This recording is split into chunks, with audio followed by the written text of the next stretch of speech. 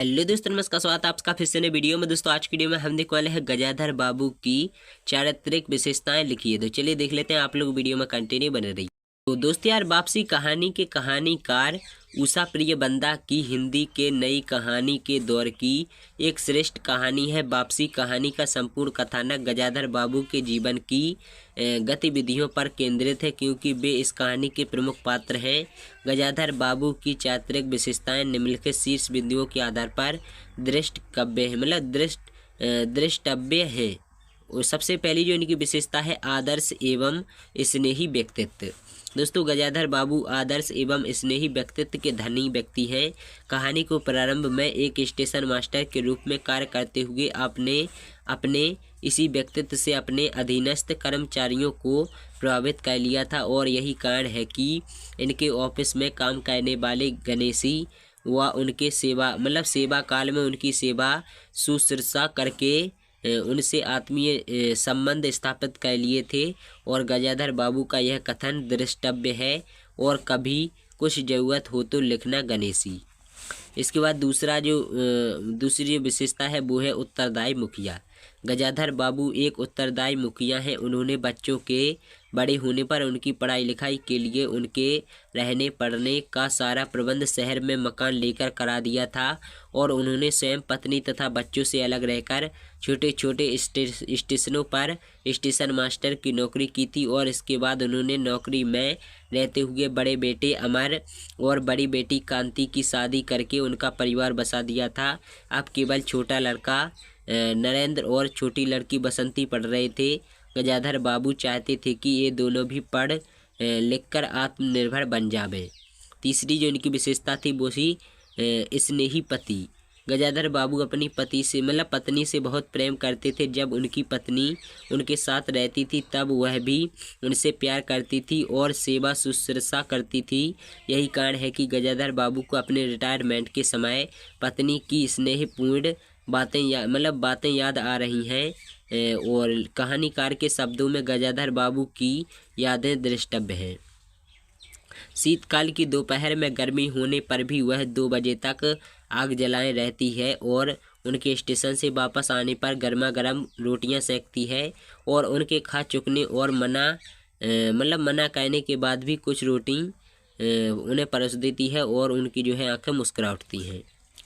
चौथा है कि स्नेही पिता।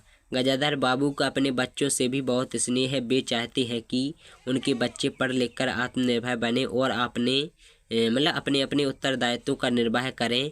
गजाधर बाबू अपने बच्चों को हंसता खेलता देखना चाहते थे और स्वयं भी उनके साथ मनोरंजन का आनंद लेना चाहते थे। यही कारण है कि इतवार के दिन बैठक के कमरे में सभी बच्चों को हंसते हुए कहे लगाते नाचने के अभिनय की नकल करते देखकर उनके सूखे चेहरे पर स्निग्ध मुस्कान आ गई थी। इसको उनका अपने बच्चों के प्रति स्नेह प्रकट हुए।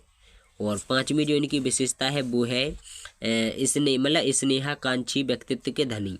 गजाधर बाबू का व्यक्तित्व स्नेह की मधुरता से परिपूर्ण है। नौकरी में रहते हुए उन्होंने अपने स्नेही व्यक्तित्व से सभी को अपना बना लिया, और वे दूसरों से स्नेह करने के साथ साथ दूसरों से भी स्वयं के प्रति स्नेह की आकांक्षा रखते थे।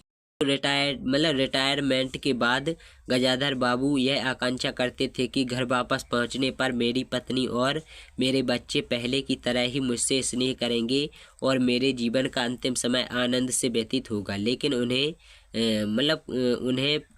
प्रत्युत्तर में परिवार से स्नेह नहीं मिला, और आज उनकी पत्नी उनके प्रति पहले जैसा स्नेह भरा व्यवहार नहीं करती थी। अब वह केवल बच्चों की और परिवार के खर्चों की पूर्ति न होने के बारे में शिकायतें करती रहती थी। कभी भी पास में बैठकर परामर्श की बातें नहीं करती थी। इससे गजाधर बाबू का हृदय आहत था। छठवीं जो इनकी विशेषता थी वो थी भारतीय संस्कृति के द्योतक। तो दोस्तों गजाधर बाबू भारतीय संस्कृति के पोषक हैं।